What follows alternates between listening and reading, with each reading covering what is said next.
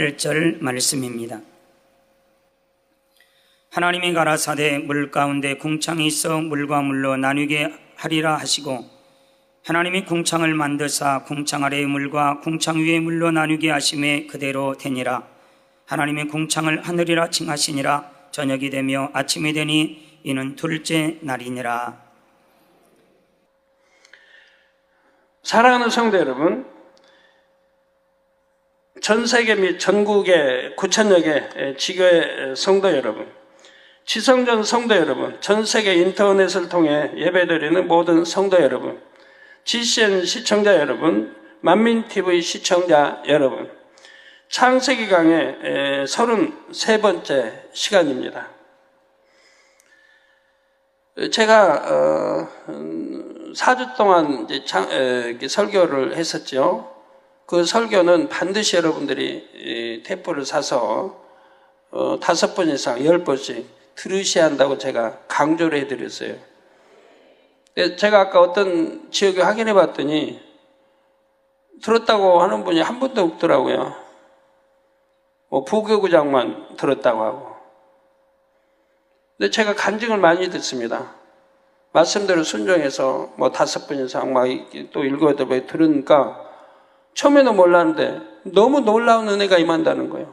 막 깨달아지고 깨우쳐지고 감동이 오고 아주 전혀 영의 세계, 전혀 깊이 막 들어간다는 거예요. 그런 간증을 제가 여러 건을 들었습니다. 이게 순종하면 축복인데 그거 참 어려운 거 아닌데 그거 하나 순종을 못하는지.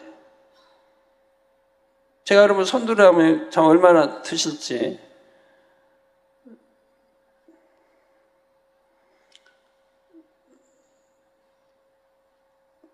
하나님께서는 창조 둘째 날 물 가운데 궁창이 있게 하셨습니다.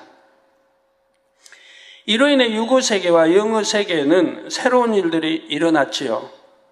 유구 세계에서는 대기권이 만들어졌고 영의 세계에 속한 둘째 하늘에는 빛의 영역과 어둠의 영역이 조성됐습니다.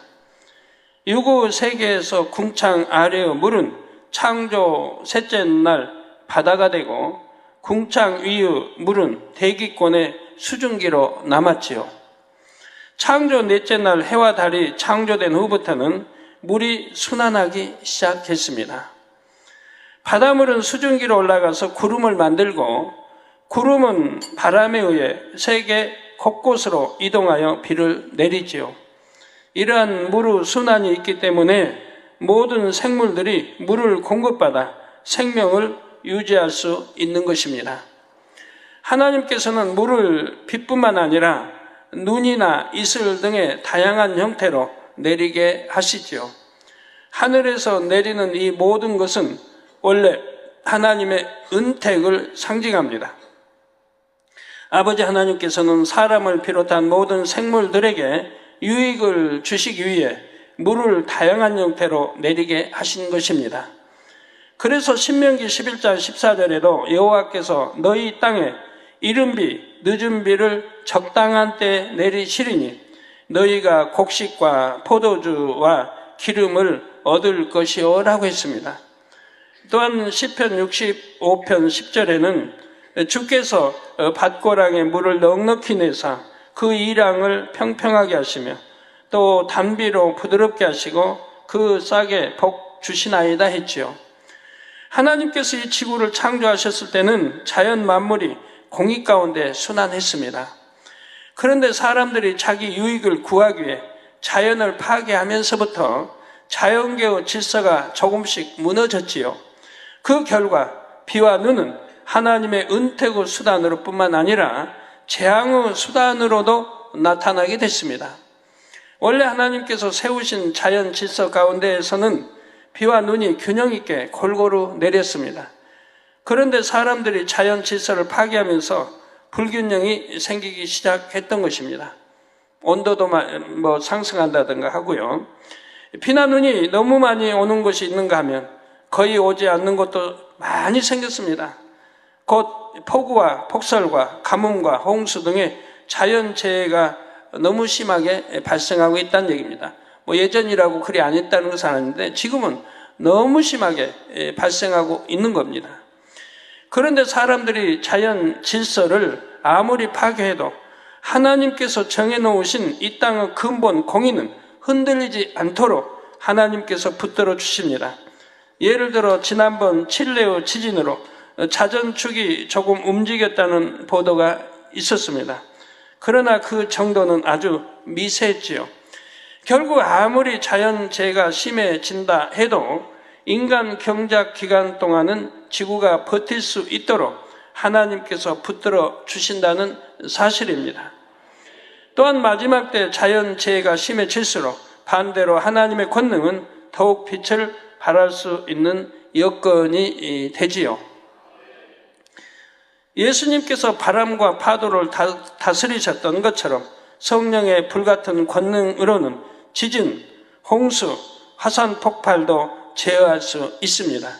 이러한 역사들을 통해 아버지 하나님께서는 크게 영광 받으시고 인간 경작을 마무리 지으시게 됩니다.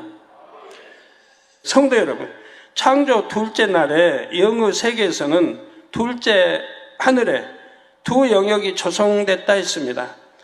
둘째 하늘에 있는 두 영역이란 빛의 영역과 어둠의 영역입니다.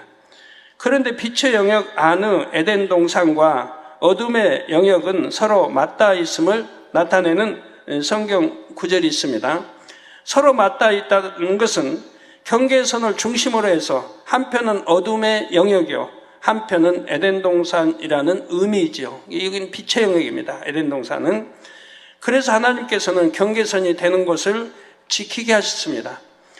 바로 창세기 3장 24절에 이같이 하나님이 그 사람을, 아담과 하와를 쫓아내시고 선악과를 따먹어 범죄함으로 쫓아내셨다. 에덴 동산 쫓아내서 제1하늘 이 땅으로 내려오게 됐죠. 쫓아내시고 에덴 동산 동편에 그룹들과 두루 도는 화영검을 두어 생명나무의 길을 지키게 하시니라 했습니다. 이렇게 제2하늘에 맞닿아, 어둠의 영역, 빛의 영역이 맞닿아 있다는 말입니다. 동편에 이게 맞닿아 있어요. 그래서 이 동편, 이 출입구를 막으면 되니까 그룹들과 두루 도는 화영검을 두어서 두르지 못하더라. 어둠의 세계에 두르지 못하더라. 왜 두르면 생명나무 열매를 따먹기 때문에. 그러면 영생하니까 두르지 못하도록 지키게 하셨다 이 말입니다. 길목을 지킨다는 것은 그 길목에 침투할 수 있는 존재가 있다는 의미입니다. 그런데 성경에 보니 분명 하나님께서 에덴 동산 동편을 지키게 하셨다고 했습니다. 더 구체적으로 에덴 동산에 있는 생명나무의 길을 지키게 하셨죠. 이는 누군가가 생명나무를 노릴 수 있음을 의미합니다. 그러니까 아담 하와가 쫓겨나기 전에는 아담에게 하나님이 지배하고 다스릴 모든 이 권능을 주셨죠. 그래서 아담이 지켰다 이 말입니다. 두르지 못하게. 이제 아담이 쫓겨나니까 누군가 지킬 사람이 있어야죠. 그래서 바로 거기를 두루도는 화영검과 또 그룹들로 지키게 하셨다 이 말입니다. 창세기 3장 22절에 보면 하나님께서 그가 그 손을 들어 생명나무 실과도 따먹고 영생할까 하노라 말씀했죠. 여기서 그란 바로 범죄한 아담을 가리킵니다. 아담은 하나님의 명을 어기는 불순종의 죄를 범했죠. 그러니까 범죄하기 전에는 지금 생명이니까 영원히 살 수 있는 생명이에요. 그러니까 이 생명과를 따먹을 이유가 하나도 없는 거예요. 그런데 이제 이렇게 선악과를 따먹으러 사망일로 가게 되니까 이제 따먹으면 또 영생할 수 있는 거죠. 그러니까 참 처방시켜 버리죠. 아담은 하나님 명을 어기는 불순종의 죄를 범했고 그 결과 죄의 삭은 사망이라는 영계의 법에 의해 영생할 수 없게 됐습니다. 그런데 생명나무 실과를 따 먹으면 영생할 수가 있습니다. 에덴 동산에 오랫동안 살았던 아담은 이 사실을 알고 있기에 생명나무 과실을 따 먹을 수도 있지요. 그래서 하나님께서는 아담을 에덴 동산에서 이 땅으로 내어 보내신 것입니다. 그런데 아담을 내어 보내신 후에도 하나님께서는 그룹들과 두루 도는 화영검으로 생명나무의 길을 계속 지키게 하셨습니다. 이는 바로 악한 영들이 생명나무 실과를 따먹지 못하게 하기 위함입니다. 악한 영들도 둘째 하늘에 있고 에덴 동산도 둘째 하늘에 있다 했지요. 따라서 아담이 없는 에덴 동산을 악한 영들이 침노할 수도 있는 것입니다. 이런 이유로 하나님께서 그룹들과 두루 도는 화영검으로 생명나무의 길을 철저하게 지키게 하셨습니다. 이를 통해서 우리는 둘째 하늘에 빛의 영역과 어둠의 영역이 서로 맞닿아 있음을 알 수가 있습니다. 창조 둘째 날 궁창을 만드실 때 영의 세계에서는 이처럼 빛의 영역에는 에덴 동산이, 어둠의 영역에는 악한 영들의 처소가 만들어졌습니다. 제2하늘은 제1하늘보다 엄청 크고, 또 제1하늘만 해도 은하기만 해도 얼마나 많이 있어요. 이 땅에. 은하기만 하늘에. 거기에 이 지구는 한 점 이렇게 하면 하나 점에 불과한 것이고요. 그리고 둘째 하늘에는 이런 공간들 외에 또 다른 한 공간이 만들어졌습니다. 바로 유구 세계인 첫째 하늘과 영의 세계와의 완충지대 역할을 하는 특별한 공간이 있는데, 이 공간도 이때 함께 만들어졌지요. 이 특별한 공간은 시간의 흐름이 정지됐고 아무런 움직임도 없습니다. 그래서 영적인 존재들이 이 공간을 통해 유구 세계를 순간에 오고 갈 수 있는 것입니다. 그래서 하늘의 천사 하면 하나님 보내시면 순간에 오는 거예요. 이런 특별한 성질을 가진 공간도 궁창에 있음을 기억에 두시기 바랍니다. 우리 주님도 승천하실 때 보면 어떻게 해요? 구름 속으로, 꼭 성경에 읽어보시면 구약에 나시는 구름 속입니다. 우리 구름 아시죠? 나오고 들어가는 구름들 보셨으니까 그 위치, 거기 이제 공간이 열리고 그냥 글로 공간으로 들어가시는 거예요. 그러면 아버지 보좌에도 주님이 오르시고 승천할 때 아버지 보좌. 근데 사람들은 지식을 동원하니까, 생각을 동원하니까 주님이 승천하셨다. 그럼 그냥 계속 올라가신 것만 알아요. 그게 계속 올라가 어디로 가요? 계속 올라가면 공기도 희박하고 또 영하 70도, 100도로 떨어질 텐데, 우리 하늘에 비행기 타면은 바깥 온도가 영하 70도, 또 60도, 40도, 50도, 70도까지 떨어집니다. 그 눈에 보이는 비행기 지나가는 거기 공간도 영하 70도인데 계속 올라가면 영하 100도, 100 막 올라갈 텐데, 우리 주님이 어떻게 그렇게 올라가세요? 얼어버리지. 몸에 물기가 있으면 가다 얼어버릴 거 아니에요? 사람들의 생각은 이래요. 무조건 그냥 올라만 가신 줄 알고 승천했으니까. 엘리야 불술에 타고 그냥 불술에 타고 막 올라갔을까요? 계속 말도 다 죽어버리지. 그럼 떨어져 버리게. 참 우습죠. 그런데 바로 여러분이 늘 구름 나오고 사라지는 거 보신 거기까지 올라가서 거기서 구름 속으로, 저 구름이 좀 나오네요. 빨려 들어가서 바로 이 공간을 통해서 바로 제3하늘, 우리 주님은 제4하늘, 아버지 보좌가 있는 곳으로 올라가시게 되는 거죠. 그래서 이런 특별한 성질을 가진 공간도 궁창에 있음을 기억해 두시고요. 따라서 하나님께서 창조 둘째 날에 궁창에 만드신 영의 공간은 크게 세 가지죠.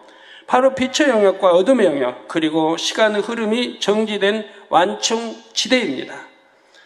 그런데 본문 6절 전반절을 보면 하나님께서 물 가운데 궁창이 있어, 물 가운데 궁창이 있어 물과 물로 나뉘게 하리라 하셨습니다. 이처럼 물 가운데 궁창이 있게 하신 데에는 영적인 의미가 담겨 있습니다. 물은 영적으로 하나님의 말씀이지요. 따라서 물 가운데 궁창이 있게 하신 것은 궁창의 모든 것이 결국 하나님의 권한 안에 있음을 나타냅니다. 궁창을 만드실 때 조성된 공간들, 곧 첫째 하늘의 대기권과 둘째 하늘의 두 영역과 완충지대까지 모두 하나님께 속해 있다는 사실입니다. 성도 여러분, 그러면 영의 세계에서 궁창 위의 물은 어떤 공간으로 갔을까요? 바로 둘째 하늘에 있는 에덴 동산의 강을 이루는 기초가 됩니다. 창세기 2장 11절에서 14절에 보면 에덴 동산에 있는 4개의 강이 나옵니다. 그런데 10절에 강이 에덴에서 발원하여 동산을 적시고 거기서부터 갈라져 네 근원이 되었으니 했습니다. 이는 네 강의 근원이 하나임을 말하지요. 바로 네 강의 근원을 이루는 물이 바로 본문에 나온 궁창 위의 물인 것입니다. 에덴에 있는 강의 크기는 이 땅에 있는 강과 비교가 안 됩니다. 에덴의 강은 폭도 이 땅의 강보다 훨씬 넓고 길이도 훨씬 깁니다. 따라서 강물의 양도 당연히 더 많습니다. 물론 에덴 동산의 크기는 이 지구와 비교가 안 돼요. 지구를 수천만 개, 수천만 개 크기보다 더 큰 거예요. 그러니까 아담과에게 명했을 때 아담에게 나서 번성하고 창대하게. 그러면 거기는 사망도 없는데, 질병도 없는데, 낳고 계속 낳았는데 엄청 불어날 거 아닙니까? 그들이 다 수용될 수 있는 한계라면 얼마나 넣겠습니까? 에덴 동산이. 근데 사람은 또 동산하면 조그맣게만 생각하니까 에덴 동산은 조그만 걸로 생각하고, 또 내 강의 근원이 우리 땅에 있는 그 강의 그레이로 나오니까 지구 중동에 어디 있나 보다 하고 에덴 동산을 거기 가서 찾으려고 하니 찾아지겠습니까? 참으로 우스운 일이죠. 하나님이 이렇게 말씀 하나는 다 풀어주니까 우리는 아는 것이고 66권 짝을 맞춰보면 얼마나 정확하게 맞아 떨어지는 것입니까? 따라서 강물의 양도 당연히 더 많습니다. 에덴의 이 물들, 곧 궁창 위의 물은 원래 초기 지구를 덮고 있던 물이었지요. 그런데 물 가운데 궁창이 생기면서 궁창 위의 물과 아래 물로 나뉘었고 궁창 위의 물이 에덴의 강을 이루는 근원이 된 것입니다. 궁창 아래의 물은 지구의 바다를 이뤘고요. 따라서 에덴의 물과 지구의 물은 그 근본이 같습니다. 바로 하나님께서 천국에서 유입해 주신 생명수이지요. 그런데 지구의 물은 오랜 세월이 지나면서 점차 오염되고 변질되었습니다. 아담이 범죄하여 지구로 쫓겨날 때 이 지구와 지구 위에 있는 모든 것도 함께 저주를 받았지요. 그때로부터 지구에 있는 모든 것이 점차 변질되기 시작한 것입니다. 여기에 사람들이 무분별한 개발을 함으로써 자연을 심하게 훼손했고 환경 오염을 점차 가중시켰지요. 그 결과 자연계의 질서가 깨어졌고 기상이변과 자연재해가 빈번해지고 있습니다. 하나님께서는 처음에 지구를 아름답고 쾌적하게 만들어 주셨는데 사람들이 자기 욕심과 악으로 인해 지구를 오염시키고 있는 것입니다. 이런 지구와 달리 에덴 동산은 하나님께서 만들어 주신 처음 모습 그대로 유지하고 있습니다. 맑고 깨끗하며 아름답고 풍요로운 자연 환경이 처음에 조성되었던 상태대로 보존되어 있지요. 에덴의 강에 흐르는 물 역시 잘 보존되어서 맑고 깨끗하며 영롱한 빛이 납니다.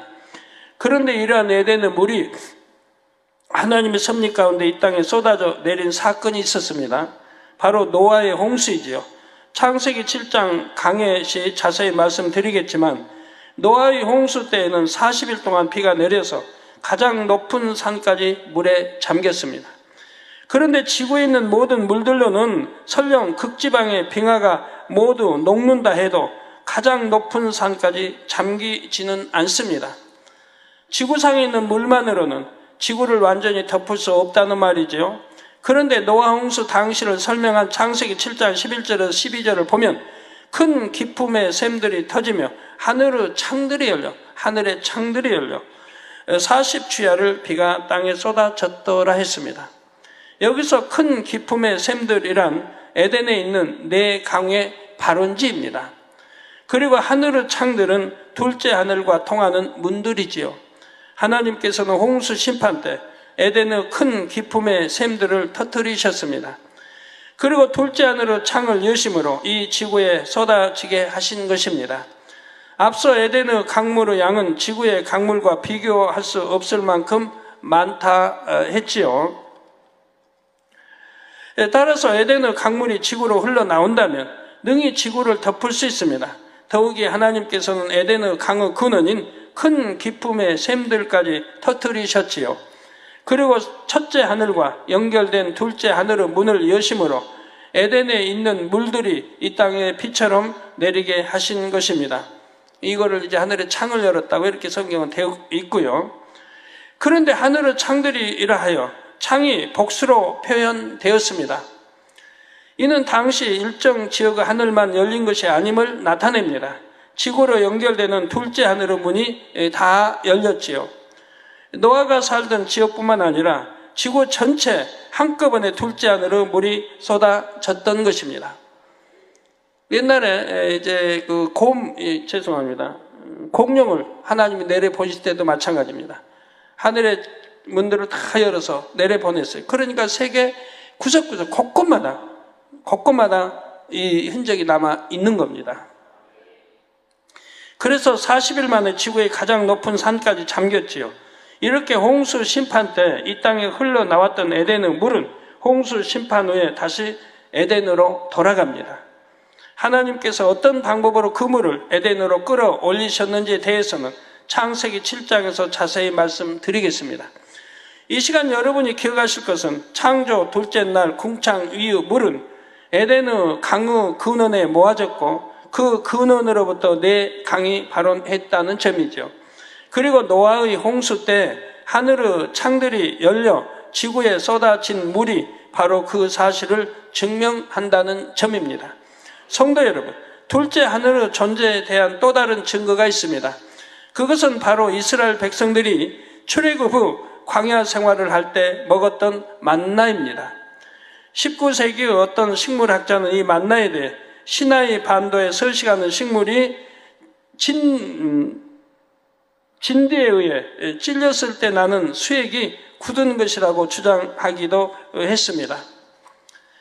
또한 시나이 반도나 중동 지역에서는 잣나무 가지에서 채취한 구슬 모양의 열매를 천상의 양식이라는 이름으로 판매하기도 했지요. 그러나 만나는 이 땅에 있는 어떤 식물의 열매가 아닙니다. 성경에는 분명 만나가 하늘에서 비같이 내렸다고 했습니다.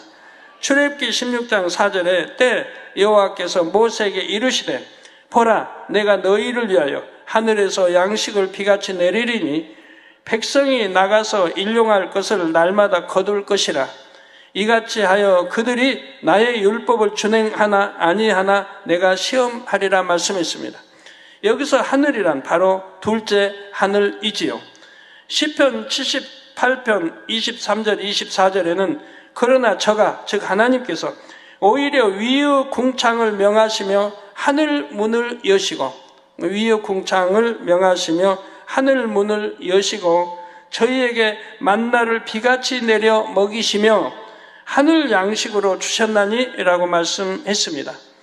여기서 나온 위의 궁창도 둘째 하늘입니다. 우리 위의 궁창 둘째 하늘을 말하고 있습니다. 이처럼 성경은 만나가 둘째 하늘로부터 내려온 것임을 말하고 있습니다. 아니로 간다면 만나가 어디서 내려왔겠습니까? 바로 둘째 하늘 그 위치에서 또 제3 지대를 통해 그런 것들이 내려오고 있는 것이죠. 아니라고 하면 도대체 어디서 내려와요? 하나님께서는 광야에 이슬이 내릴 때 둘째 하늘 문을 열어 만나를 함께 내려주셨지요. 해가 뜨고 이슬이 마른 후에 보면 작고 둥글며 서리 같은 만나가 있었습니다. 이 만나의 모양은 진주처럼 생겼고 맛은 꿀 섞은 과자 같았지요. 이스라엘 백성들이 이 만나를 거두어서 맷돌이나 절구로 가루를 내어서 음식을 만들어 먹었습니다.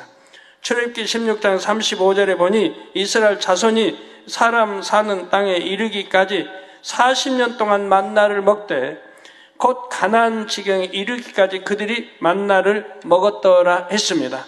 하나님께서는 이스라엘 백성들에게 40년 동안이나 양식을 친히 공급해 주신 것입니다.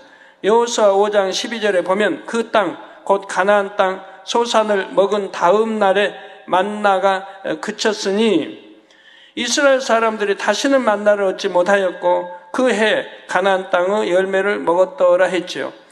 이것만 봐도 만나는 하나님께서 보내주신 것임을 알 수가 있습니다.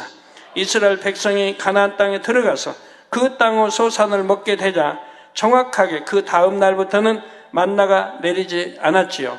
그래서 다시는 만나를 얻지 못한 것입니다.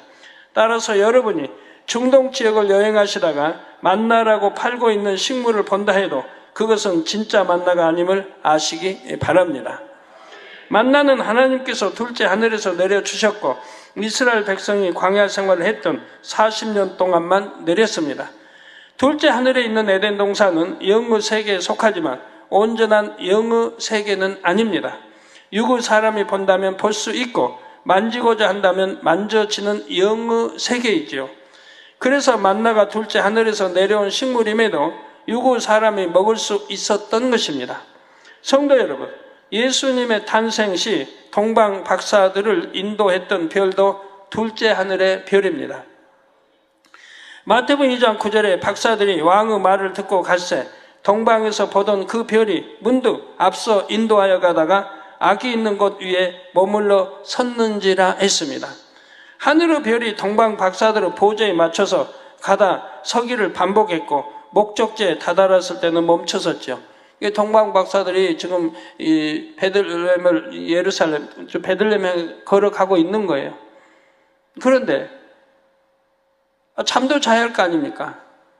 밤이 되면 잠도 자고 그러면 별도 거기 이제 수덥에 있어야 하고 가다가 쉬면 또 수덥에 있어야 하고 식사할 때 또 가다가 수덥에 있어야 되고 이래야 할 거 아닙니까?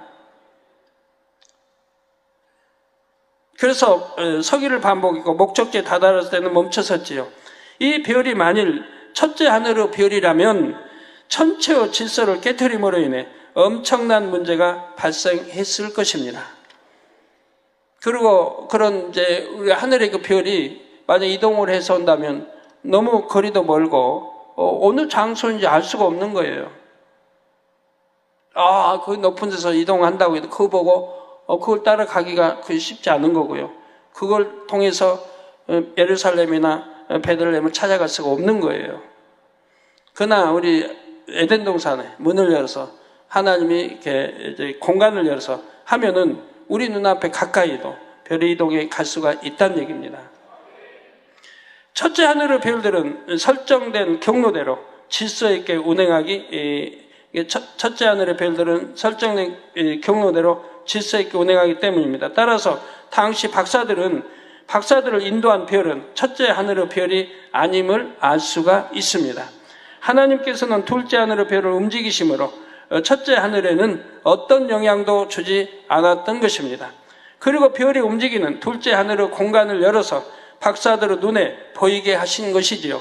하나님께서는 이러한 별의 이동을 우리에게도 수없이 보여주셨습니다. 여러분도 수없이 보셨고 또 여름 수련회가 되면 여러분 수없이 볼 텐데 저 별의 이동을 볼 때 하나님이 얼마나 재밌게 역사를 하시는지요. 저는 하도 많이 봐서 우리 성도님들이 쳐다보기는 하늘 별의 이동. 저 원을 보면 원이 별인 것 같은데 저 원 안에 지금 별이 들어있는 거예요. 그 원으로 보기 좋게 여러분 볼 수 있도록 원을 쳐놓은 거고요. 보입니까? 원 안에 별? 저 3개의 별이 이동합니다. 이동하다가 어떤 때는 합쳤다 다시 떨어지고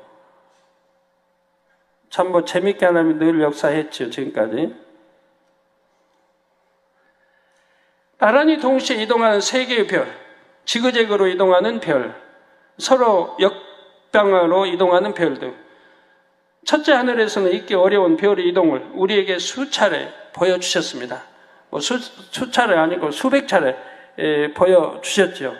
여러분 우리 성도님들이라면 별의 이동 안 보신 분들이 거의 없을 테죠. 초신자 빼고는. 바로 그때 이동한 별들이 둘째 하늘의 별들입니다.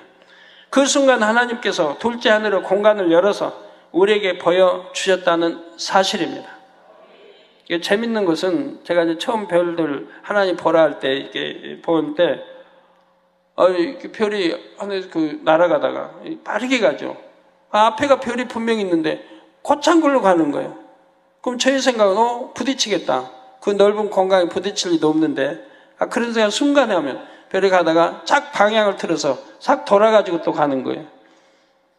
그래서 바로 하늘 우리 제1하늘에서는 있을 수 없는 일들인데 바로 제2하늘의 문을 열어서 우리가 볼 수 있도록 거기는 자유자재로 별의 이동을 그렇게 할 수 있다는 얘기입니다. 이걸 통해서 바로 동방박사들을 베들레헴으로 인도를 했던 것이죠. 그때는 뭐 나침반이 있습니까? 지도가 있습니까? 바로 하나님이 별을 통해서 지시하시고 계시해서 바로 별을 따라가게 하시고 우리가 예수님이 나신 그 마국간을 찾아가도록 하셨던 것이죠. 그 순간 하나님께서 둘째 하늘의 공간을 열어서 우리에게 보여주셨다는 사실입니다.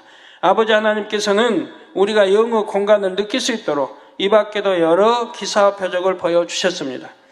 예를 들어 하늘의 일정한 고도에서 매우 맑고 깨끗한 구름이 나왔다가 휘감기듯이 다시 들어가는 장면도 보았죠. 지금 보고 있죠.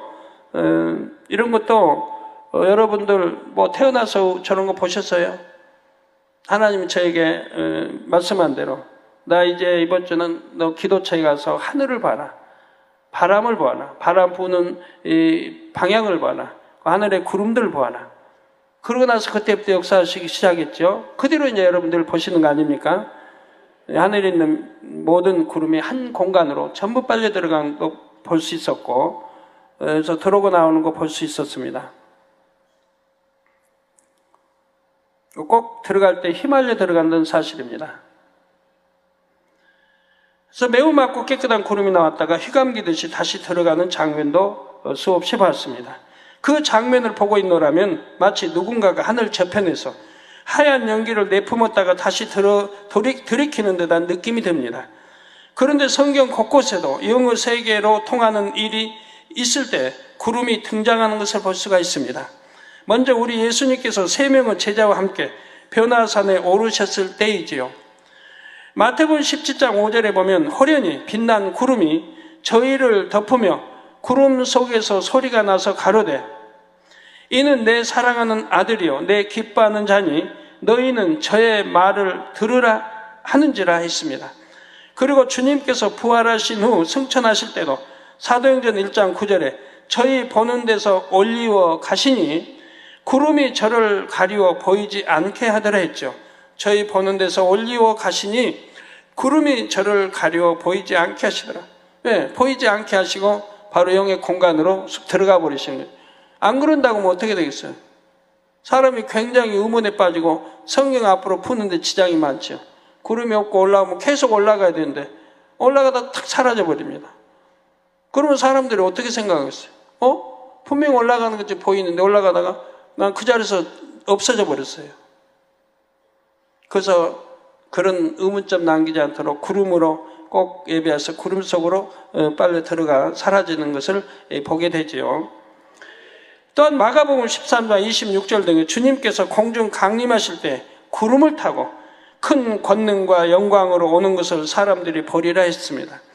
구약시대에도 하나님께서 친히 강림하실 때는 항상 구름이 나타났음이 출애굽기 19장 9절 등에 나오죠. 이처럼 영의 세계로 통하는 문이 열릴 때 구름이 함께 등장하는 것을 볼 수가 있지요. 바로 이 유구 하늘의 구름이 아닌 영의 세계의 구름을 하나님께서 우리에게도 보여주신 것입니다. 그래서 눈에 보이는 이 세계가 다가 아니요 영의 세계가 분명히 존재함을 우리로 깨닫게 해주셨다는 사실입니다.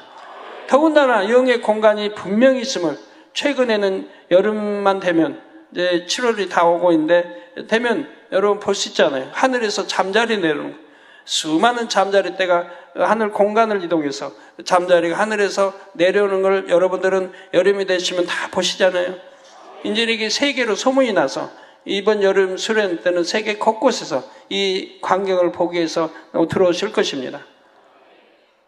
그리고 그것이 꼭 눈처럼 내려오다가 하늘 내려오다가 가까이 이제 내려오게 되는 걸 보면 잠자리인 걸 볼 수 있잖아요. 이 잠자리는 여러분들을 무서워하지 않습니다. 여러분 어깨, 얼굴에, 코에, 뭐 어디에 다 손에 앉는 것을 볼 수가 있죠. 지금 내려오는 장면이 보입니다. 하늘에서 해 있는 곳에서 지금 내려오는 장면들이 보입니다. 저런 신비한 거. 하나님의 역사 속에 저런 걸 우리는 볼 수 있지 않습니까? 수많은 잠자리가 내려와서 우리 손에, 손가락, 코에, 등에, 이마에, 머리에 앉는 걸 볼 수가 있잖아요. 그리고 모든 모기를 잡아먹고, 그리고 모든 나방들을 잡아먹어서 여러분 수련회 때 모기 한 마리 물리지 않게 지구에 여러분 가정까지 다 등장해서 어떻게 그렇게 알고 찾아갑니까? 역사한 거 볼 수가 있지 않습니까? 이런 사실을 참 누가 믿겠습니까? 구약에도 다 나와 있는 사실인데, 메추리 때 하나님이 보내주시니 그 많은 백성이 실컷 먹고, 메뚜기 때 재앙들이 다 볼 수 있는 건데, 그래서 영의 공간이 있음을 알려주시잖아요. 그래서 하늘에서 이렇게 잠자들이 내려와서 이렇게 여러분에게 다가와서 여름 수련회 모기 물리지 않도록 다 모기 소탕해주고, 또 모든 나방이들 이런 거 소탕해줘서 밤에 있어도 불이 있어도 하는 나방들이 몰려들지 않으니까 뭐 바베큐를 밤에 먹든 뭐 하든 아무 지장이 없지 않습니까?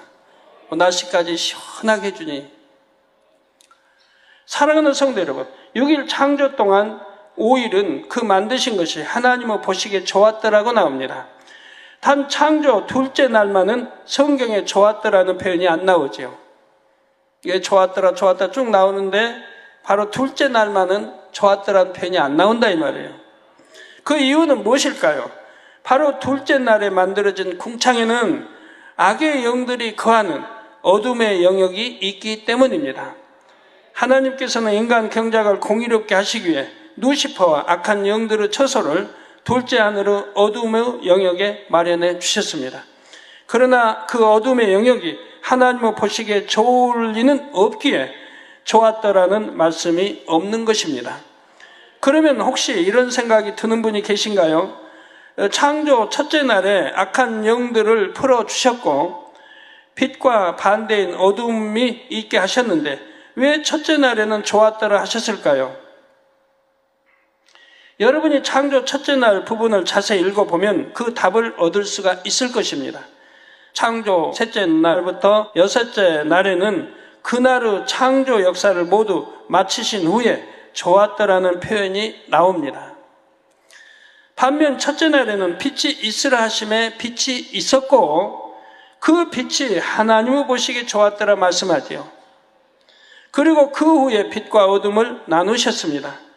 다시 말해서 첫째 날에는 하나님께서 빛만을 보고 좋았더라고 하신 것입니다. 이처럼 하나님의 말씀은 정확하고 이유 없이 기록된 것이 하나도 없지요.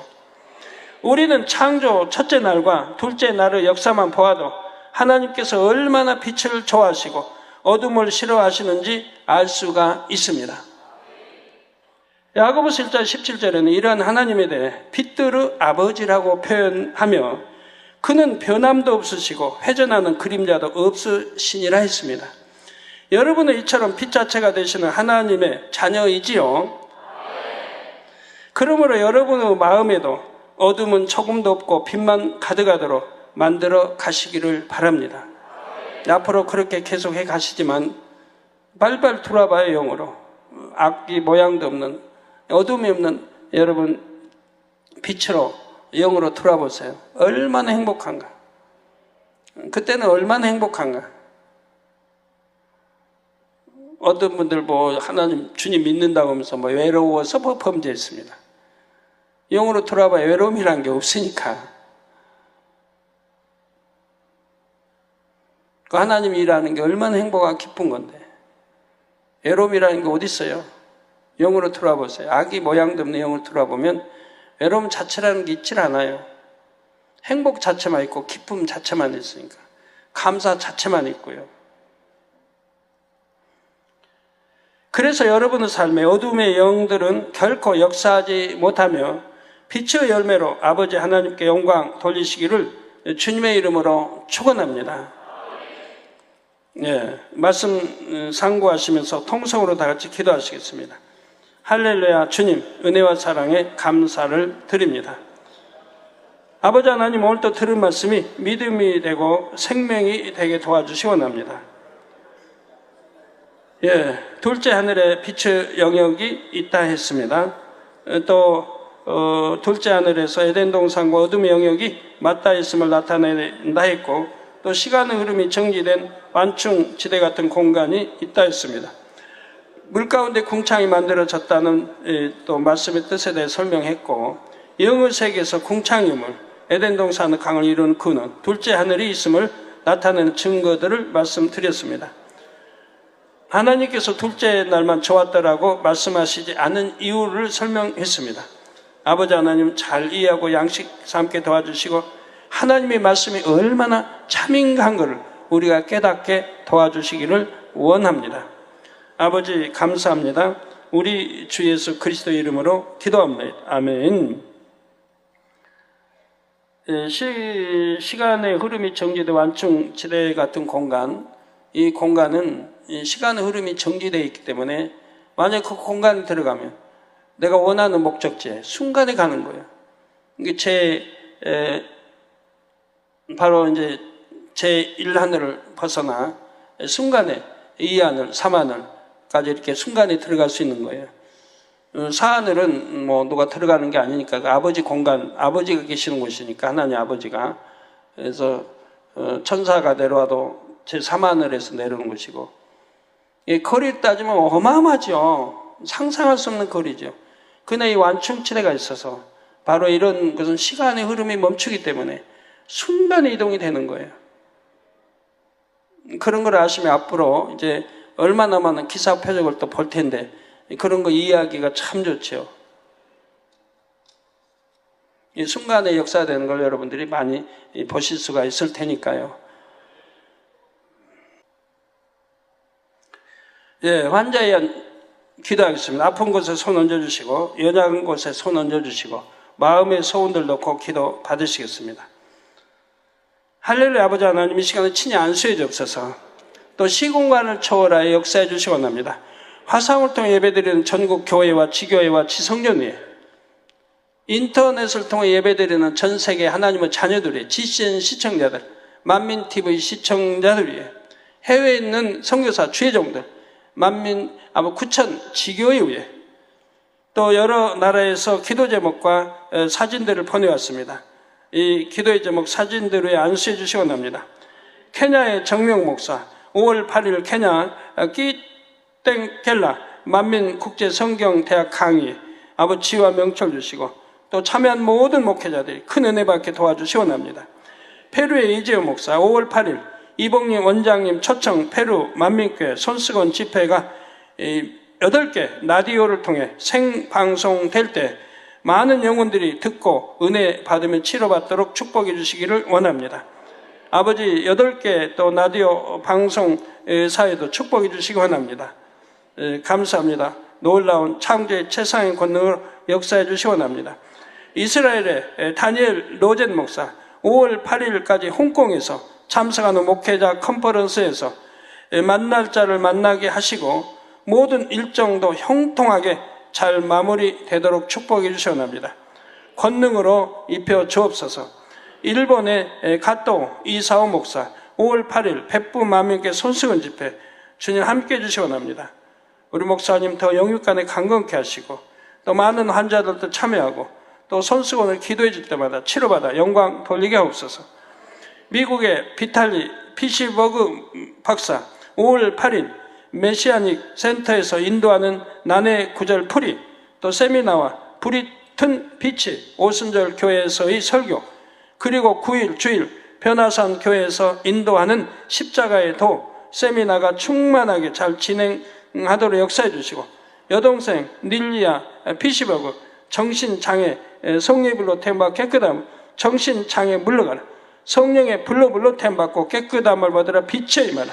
아버지 온전케 하시고, 네팔의 이해천 목사, 5월 7일 네팔 아가페 만민지교회에서의 손수건 집회 축복하시며, 네팔의 파업이 신속히 종식되고 국가가 안정되어 다음 주 네팔 지교회 연합수련회가 좋은 날씨 가운데 은혜롭게 잘 진행되도록 축복해 주시기를 원합니다.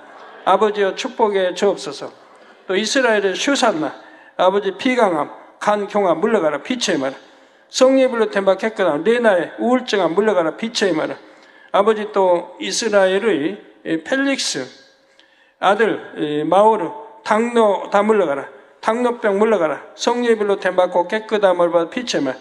다 수치도 정상이 되게 하시고, 또 일리야 간질 물러가라, 간지라 물러가라, 성령의 템받고 깨끗함을 받으라. 올가의 관절염 다 성령의 템받고 깨끗함을, 가족 복만 이루어 주옵소서. 또 라리사 재정 문제 해결되도록 축복하시고, 말이나 가족 간의 문제가 해결되도록 축복해 주시기를 원합니다.